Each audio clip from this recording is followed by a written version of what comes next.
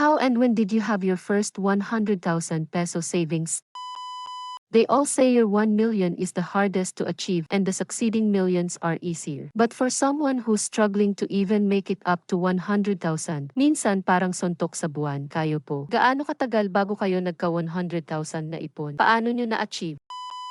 Sacrifice your wants muna. I'm not a breadwinner. But during my first year at work, I didn't spend for any wants. Told myself na need ko muna may maipon bago gumastos for any luho. Someone told me na wise ang mga anak niya. Kasi during college days, ayaw magbaon ng food. Gusto laging bili. Then nung nag-work na, gusto na lang ng lutong bahay para makasave ng money. Ginaya ko anak niya. Haha. Paano ba naman kasi ang hirap pala kumita ng pera? 13,000 monthly or 500 pesos for 9 hours of work. 12 to 13 hours day nawawala sa personal time ko. That time, di ko carry sa meal coffee kasi ubos agad pinaghirapan ko. I was even told na kuripot ako kasi di ako umuorder ng McDo sa Grab. Thankfully nung college days. Sawa ako sa McDo kaya di ako sumasabay sa kanila. Pero nung nakaipon na ako for more than 1 year, ayun, lumalabas naman ako with friends. Nag-spend na ako ng wants ko since I feel na safe na gumastos since may emergency funds which makes me feel secured kahit papaano. I came from a middle class family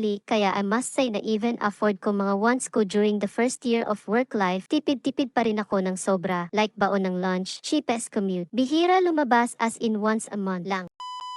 July 7, 2023, I did record myself for this achievement. That's after a year into freelancing, every Friday sahod, alot agad sa savings, ako na lang nag-adjust sa natira. Nalala ko yun yung time na sale ng Eras Tour tickets, pero committed na talaga ang funds as MY emergency funds. The probability of me having a 7-digit savings by the end of this year is pretty low, but the fact that it's possible makes me excited and challenged.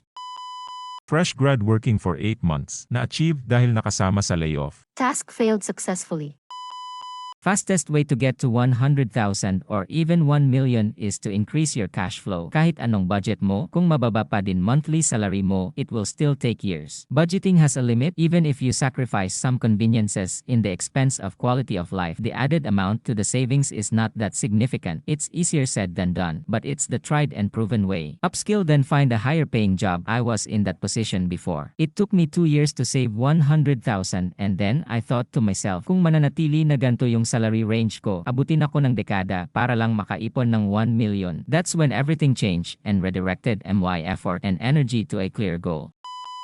I didn't get it until my salary rose to 24,000. I started 12,000 LMAO took me 4 years and it needed a company switch. 2 years working fresh grad na 18,000 monthly na sahod, live below your means lang talaga haha. Nagkataon din na pandemic so utilities lang sa bahay ang liabilities ko at walang leisure bukod sa toys kaya nakaipon talaga. Had MY first 100,000 savings when I was 18. That was all MY allowance which I saved instead of Magwaldas. Got wiped out 2022 in a span of a week because MY mom got hospitalized and I used MY savings for her bills and other related expenses. Now I'm 23, started working last year October as a fresh grad, and I managed to get back to 170,000 plus running balance. To save this in a span of 3 months was to invest MY first salary on a business and discipline. However, I always keep in mind to never deprive myself para lang makasave.